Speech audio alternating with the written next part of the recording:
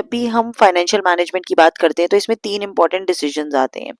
तो वो 3 important decisions जो फाइनेंशियल मैनेजमेंट के अंदर आते हैं वो हो गया एक इन्वेस्टमेंट डिसीजन, एक हो गया फाइनेंसिंग डिसीजन और एक हो गया हमारा डिविडेंड डिसीजन।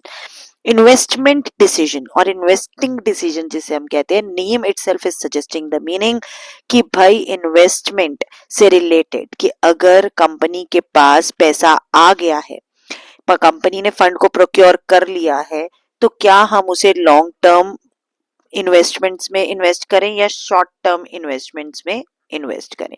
अब लॉन्ग टर्म और शॉर्ट टर्म इन्वेस्टमेंट्स की आगे बाइफिकेशन क्या है इसको ब्रॉडली कल वीडियो में पढ़ेंगे।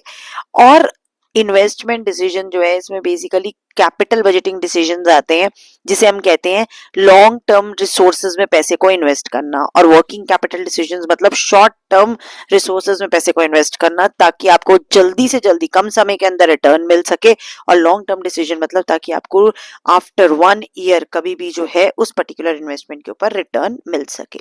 सेकेंड इंपॉर्टेंट डिसीजन हमारा होता है financing decision. Financing decision related होता है कि भाई हम सोर्स, देखो जैसे कि इन्वेस्टमेंट डिसीजन के केस में मैंने आपको कहा कि भाई इन्वेस्टमेंट कहाँ करें, ठीक है, वैसे ही फाइनेंसिंग का नाम बता रहा है कि फाइनेंसिंग मींस भाई फंड कहाँ से रेज करें, from where to raise the fund, fund को हम कहाँ से रेज करें। देखो बेटा, finance is a life blood of any organisation. जब तक फाइनेंस नहीं है उसके बिना कोई ऑर्गेनाइजेशन रन नहीं कर सकती है।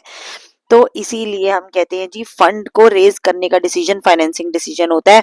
कल की आप मेरे एक शॉर्ट देख सकते हैं जिस शॉर्ट पे मैंने आपको ये समझाया है कि बोरोड फंड और हमारे जो ओनर्स फंड होते हैं इनमें क्या डिफरेंस होता है। तो यहीं से यही चीज आपने इस फाइनेंसिंग डिसीजन में कंपनी को डिसाइड करनी है, भाई कितना पैसा हम बाहर से बोरो करेंगे, बैंक से लेंगे, किसी भी बाहर की लाइबिलिटी से लेंगे, और कितना पैसा हम हमारे ओनर्स फंड से लेंगे, मतलब कितना पैसा हम इक्विटी शेयर्स को मार्केट में बेच के रेस करेंगे। लास्ट डिसीजन आता है हमारा डिविडेंड डिसीजन कि भाई जो भी हमारा प्रॉफिट आया है उस प्रॉफिट में से कितना पैसा हमें डिविडेंड का हमारे इक्विटी शेयर होल्डर्स को देना है या हमारे जो ओनर्स हैं उनको देना है।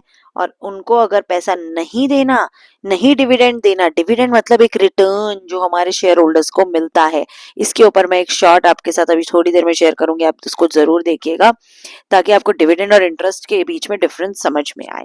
अब हम बात करते हैं प्रॉफिट की। तो बेटा प्रॉफिट जो है, जो भी प्रॉफिट है उसमें से कुछ ना कुछ डिविडेंड इक्विटी शेयर होल्डर्स को दिया जाता है, और अगर वो शेयर ऑफ डिविडेंड नहीं दिया जाता तो कंपनी कुछ पैसे को अपने पास रिटेन्ड अर्निंग्स की फॉर्म में रखती है, और जो भी कंपनी उसको रिटेन्ड अर्निंग्स की फॉर्म में रखती है उस पैसे को वो मॉडर्नाइज करने के लिए, डाइवर्सिफाई करने के लिए अपने बिजनेस को यूज करती है। तो आई होप